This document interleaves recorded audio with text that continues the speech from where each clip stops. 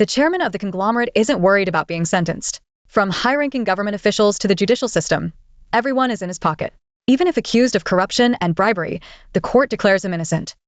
He walks out arrogantly, with even the chief prosecutor bowing and apologizing to him, hoping not to offend this big shot. Only the upright prosecutor Haeshan insists on taking down the conglomerate. The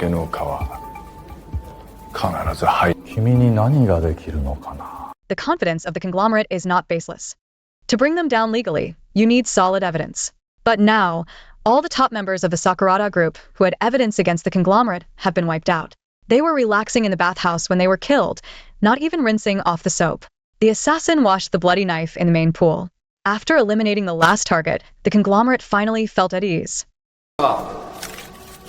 In front of the media, he announced that since he has been acquitted, he will run for mayor to help the city's development.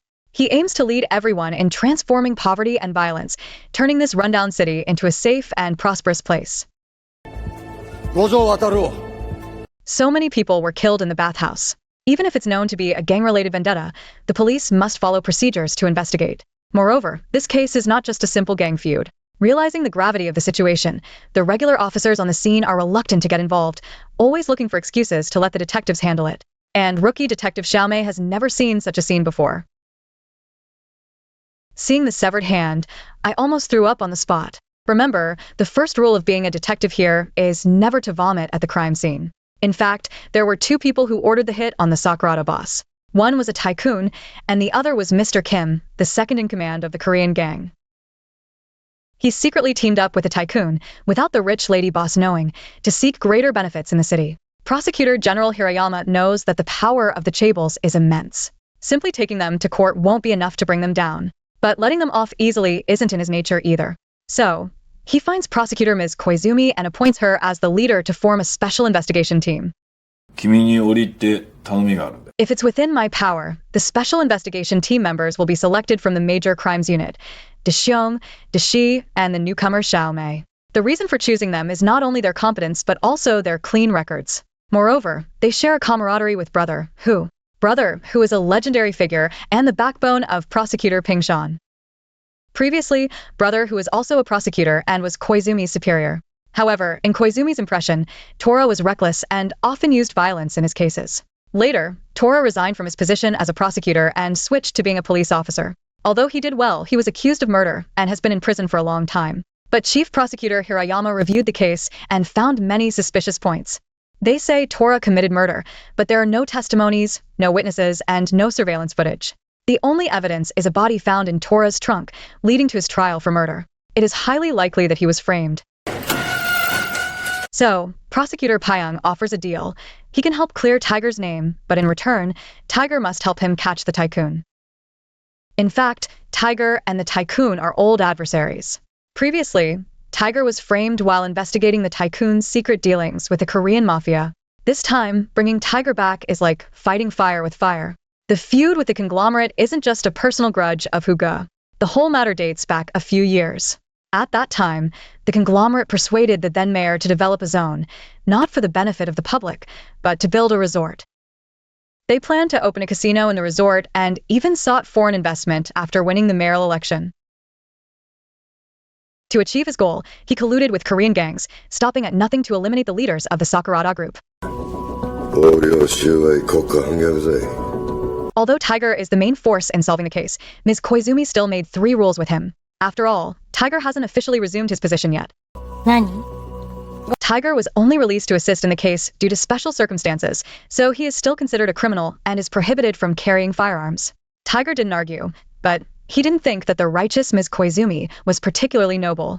In this city, the line between police and criminals isn't so clear. Sometimes, the difference between right and wrong is just a matter of identity. The means don't matter. What matters is whether it's for justice.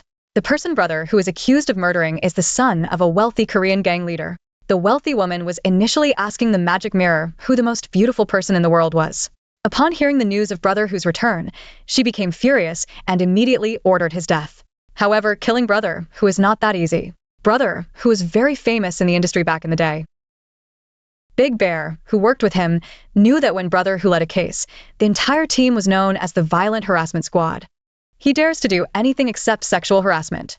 As long as it helps solve the case, he doesn't mind using any means. But Brother Hu is indeed a fierce person. Everyone knows that. Right from the start, he plans to take Xiong and Shi to take action. News has come in that the traitor, who killed the boss of the Sakurada group, was spotted on surveillance. A group of underlings wants to seek revenge. Led by a small leader, they are ready to strike. But Brother Hu stops them with just a loudspeaker.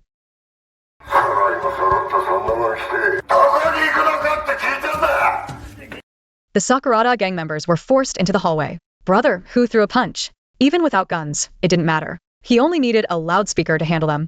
With Big Bear Shi assisting, the fight was over in less than 10 minutes. The lieutenant, seeing the situation turn bad, tried to escape, but ran into the arriving reinforcements led by Xiao Mei. Under intense questioning, Xiao Tu revealed his suspicion. He is 80% sure that the mastermind behind the scenes is the Korean gang leader, Old Jin. But he was more interested in knowing if the evidence to bring down the chaebol was still with Brother Hu. Back then, only the rich woman's son and the leader of the Sakurada group knew about this evidence. But with the mysterious death of the rich woman's son and the leader of the Sakurada group being killed, no one knew where the evidence went. Brother Hu didn't really have any plans. He knew this small-time leader didn't have any important clues. He just wanted to find out the whereabouts of the mole. After finding out where the mole's house was, he let the small-time leader go. When they hurried to the informant's house, it was already empty. From the scene, it was clear that the person had just left. Xiong suddenly saw a figure escaping downstairs and driving away. They followed the car all the way to a factory in the suburbs. Shi took out the radio to report to Brother Hu, but for some reason, there was signal interference in such a remote place. Unable to contact support, the three had to go in alone. They are unaware that they are about to fall into each other's traps. The body of the mole has already been found in a river. Sensing something amiss, Brother Hu tries to warn the three to stop their actions. However, he is also attacked by a mysterious person. Fortunately, Brother Hu, still strong and agile, quickly subdues the attacker. But the three of them are in big trouble. Don't move. Chang Mao is just chopping fish with a knife, ignoring the people behind him. It seemed he didn't take them seriously at all. His fearlessness wasn't just due to his skills, but because this was a trap from the start. When a dozen knife-wielding thugs surround you, anyone would be scared. It's too late to use the gun now. Relying on his size advantage, Xiong barely managed to cope. But Xiao Mei was in a dire situation. As a newcomer, she didn't know how to deal with the bad guys and was almost hit in vital spots several times. Chang Mao even took out a fish knife and engaged in close combat with Shi, who was holding a police baton. After just a few probing moves, Shi was already at a disadvantage. Chang Mao glanced at them mockingly, not taking them seriously at all, and turned to leave. Seeing this, Xiao Mei ignored Xiong's advice and chased after him. The rookie was too impulsive and got knocked out by the long-haired guy. If it weren't for the bear rushing out to save her, Xiao Mei would have died today. Unfortunately, the bear was stabbed over 10 times and finally had his throat slit. By the time Dashi came in, the bear was already down. Chang Mao ran away. When Brother Hu hurried over, sensing something was wrong, there was no hope of saving Xiong. He whispered something into Shi's ear before passing away. Xiao Mei seemed to regain consciousness, quickly got up, and cried uncontrollably at the sight of Xiong's body. She even tried to escape the scene in a frenzy. Brother Hu forcibly restrained the mentally collapsing Xiao Mei, telling her that as a police officer, no matter what happened, she must hold on. If she couldn't, she could report and quit now. Brother Hu's cold demeanor made Shi feel he was heartless. Xiong had just died tragically in front of them, and he didn't shed a single tear. Tiger was deeply hurt, but what could he do? If crying could kill criminals, then no one would need to solve cases. Everyone could just cry it out. But Big Bear's death was just the beginning. After hearing the news, Prosecutor Heishan prepared to go to the hospital to say goodbye. Unfortunately, he was hit by a car as soon as he stepped out. Seeing that he was still conscious, the driver even reversed to run him over again. Only after he was completely dead did Old Jin inform the conglomerate with satisfaction.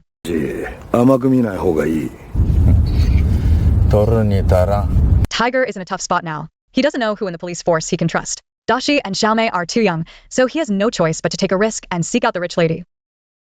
Even though he was suspected of killing the rich woman's son, Brother Hu still stood calmly in front of the gun.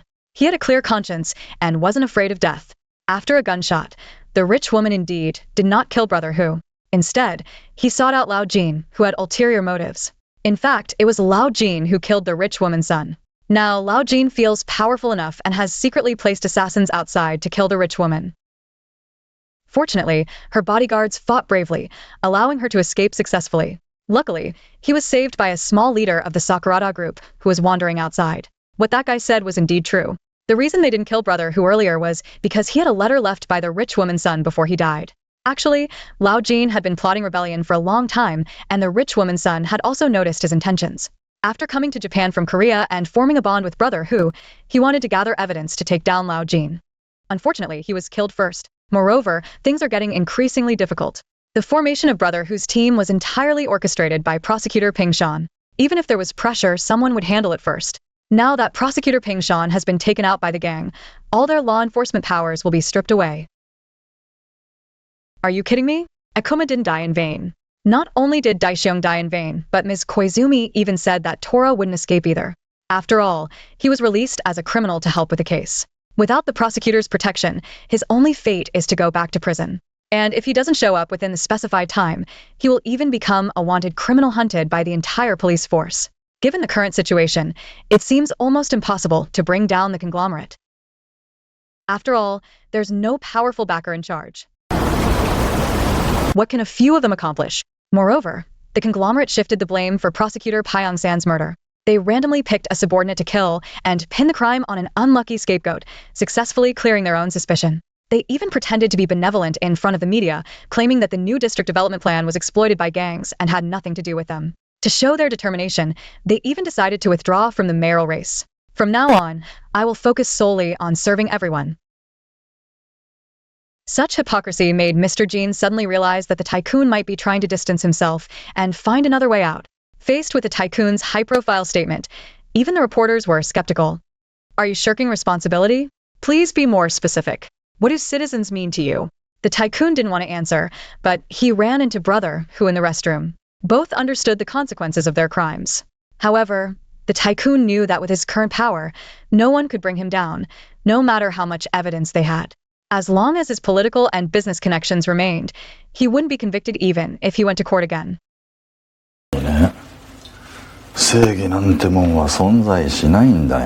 Tiger can't deny the tycoon's claim. However, the overly confident conglomerate chose to cut ties with Old Jean, revealing a major flaw to Brother Hu. A conglomerate without the help of underworld forces for dirty work is easily toppled. Similarly, a gang without the financial backing of a powerful conglomerate will quickly be defeated by various means. On the other side, following the letter left by her son, the rich woman finds a woman. This woman is the daughter of the Sakurada gang leader and was the son's girlfriend. After the Sakurada leader was killed, she had to survive by doing small businesses. Importantly, the child with her is the rich woman's grandson. The rich woman isn't very interested in the homemade kimbap. But the moment he saw the child, he couldn't hold back his emotions anymore. The little grandson made the rich woman miss her son deeply. No stranger would have such deep feelings for a child. The woman realized something was wrong and handed the USB drive to the rich woman, saying that Brother Hu specifically instructed her to give it to anyone who came to visit. At this moment, the woman also understood the rich woman's identity. If she wasn't the child's grandmother, she wouldn't be so moved. After all this, Brother Hu managed to clear his name of the murder suspicion and successfully dispelled the rich woman's hostility towards him. Now, the rich woman understood that it was Old Jean who was behind her son's tragic death. But now, Old Jean is like a toothless tiger. Without the backing of the tycoons, how can he lead his underlings? So, they called Old Jean for a showdown to see who would prevail. Meanwhile, under Tiger's signal, the underling brought Dashi and Xiaomei to the tavern. This was their first official meeting since Big Bear's death. Tiger set up a few glasses as a tribute to Big Bear who died in the line of duty. But the two didn't expect that Tiger was planning to part ways with them. He said he would take full responsibility for the remaining matters. Both felt it was too sudden, and given Tiger's current status as a wanted man, they thought it would be better to discuss strategies further. However, Tiger knew time was tight, and there was no room for long-term planning. Now was the time to strike, while the iron was hot. During the period when Old Jean and the conglomerate's relationship was cold, he planned to personally take down that guy to avenge Big Bear. Otherwise, they'll start setting up once they realize.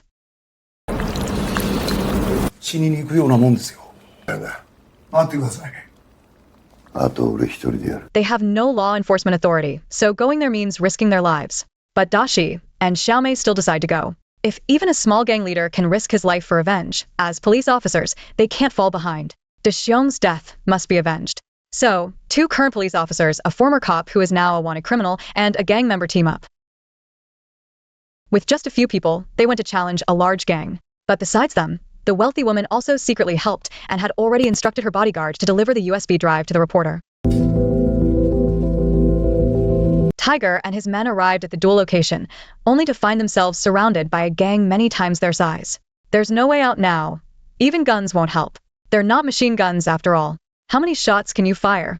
A pair of iron fists is more reliable. With a roar, Tiger charged into the enemy ranks, fighting those reckless thugs. Dashi and Xiaomei, driven by their desire for revenge for Daxiong, unleashed all their fury. Even if he takes a heavy blow, he doesn't feel pain. The underboss is used to such fights, being a gangster. A cut on the leg won't affect his combat ability. Seeing Lao Jin watching from upstairs, brother who wants to rush up and take him out. But these small-time thugs are holding him back. After finally dealing with one group, more rush out. If this continues, he'll be exhausted. Brother who immediately calls Dashi and Xiaomei to retreat through the alley. To catch the leader, you must first catch the king. Taking out these small-time thugs is meaningless. They need to capture Lao Jin. Tiger has already reached the stairs, but being an older man, he was overpowered and beaten by the thugs. He held on just long enough for reinforcements to arrive. Dashi and Xiaomei came to guard the stairway, allowing Tiger to finally move up a level. However, Chong Mao, a seasoned assassin, was already waiting in the corridor and wasn't afraid of Tiger at all. Tiger is completely out of luck this time. Without a pistol, he can't attack from a distance, and in close combat, he can't overpower the opponent. He even almost got stabbed in the stomach. With no other choice, they resorted to psychological tactics, saying that people like Chong Mao had long been abandoned by the big conglomerates. Why still fight so hard? As Chong Mao's mind wavered, brother who launched a sudden attack. At this moment, Dashi and Xiaomei finally reached the upper floor. Tiger turned around and left immediately. Assigning such a formidable killer to Dashi and Xiaomei, they finally reached Lao Jin. Seeing that brother who managed to break through all obstacles to confront him, Lao Jin no longer hides the truth and admits that he is the one who killed the rich woman's son. Back then, the rich lady's son secretly followed Mr. Jin and recorded a lot of dirt on the conglomerate's political and business collusions. Initially, Mr. Jin kept this evidence for his own protection. However, he later discovered that the rich lady's son intended to eliminate him. So Mr. Jin struck first and got rid of the son. Now, with things as they are, Mr. Jin tries to persuade brother who that there's no turning back and suggests they join forces to take down the conglomerates.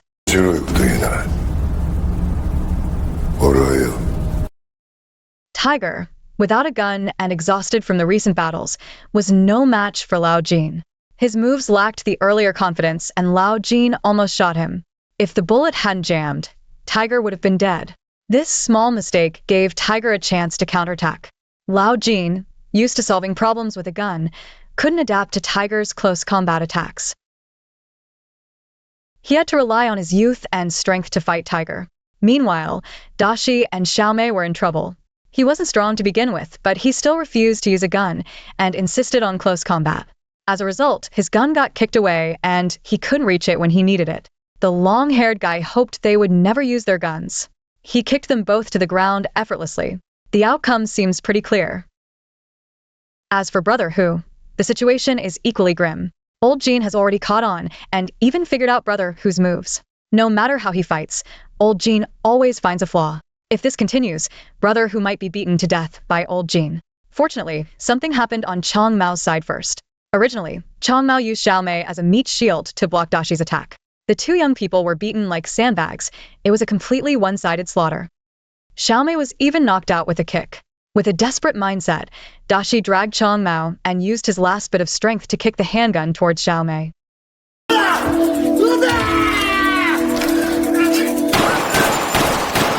With Chong Mao down, there's finally time to help Brother Hu. Brother Hu's small universe has exploded, pinning Lao Jin to the ground. His fists, as big as clay pots, are pounding Lao Jin's head. In this life and death moment, Brother Hu can't hold back anymore. Lao Jin is about to pick up the gun. Lao Jin was taken out, but Tiger was also held at gunpoint. And this person is none other than Prosecutor Koizumi from the Justice Department. In fact, Ms. Koizumi has never been a positive character. Even before the rich woman's son died, she was already secretly colluding with the conglomerate. As for becoming the head of the special team later, that was only because Prosecutor Hirayama misjudged her.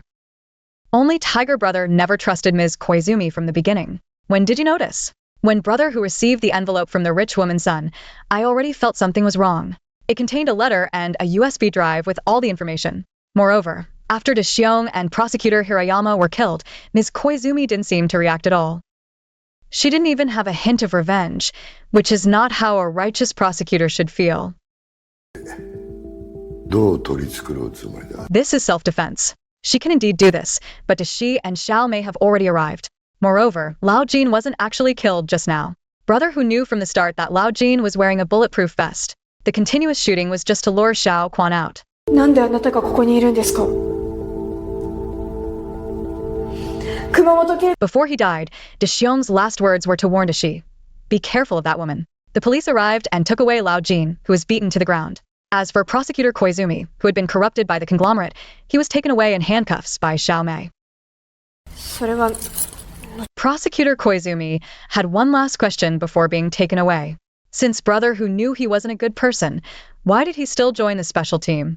Brother who clearly told her that he left the prosecutor's team because he was worried he might one day succumb to temptation and become corrupt. He wanted to get close to Koizumi to see if she was like him. Later, the journalist who received the USB drive exposed everything. The public learned about the ties between the conglomerate and the mafia, as well as their dealings with the judiciary. On the day he was taken from his home, countless media and citizens gathered to see this big figure. But suddenly, an assassin struck from the shadows, killing the tycoon on the spot. When Dashi and Xiao Mei noticed something was wrong and chased after the assassin, he was already far away. Just when they had lost hope of catching up, a gunshot rang out from a distance. Following the gunshots, they found the assassin already down at the corner. It was actually the rich lady who had her bodyguard take out the assassin. But this secret will never be known to the police. At the mall, buying a toy for my grandson. The grudges have come to an end. Dashi and Xiao Mei, who have been successfully promoted, visit brother who in prison again. But this time, it's not just a simple visit. The higher-ups have investigated thoroughly, and brother whose suspicions have been cleared. Not only has he been reinstated, but the higher-ups have also specifically requested the reformation of the special team to continue combating criminals. As for whether brother who will turn evil later, or if Dashi and Xiao Mei will follow in Deshiong's footsteps, no one knows. When prosecutor Hirayama used this sharp sword to bring down the conglomerate, he didn't realize that prosecutor Koizumi was the antagonist. Now, the higher-ups have reassembled the special investigation team to clean up the underworld.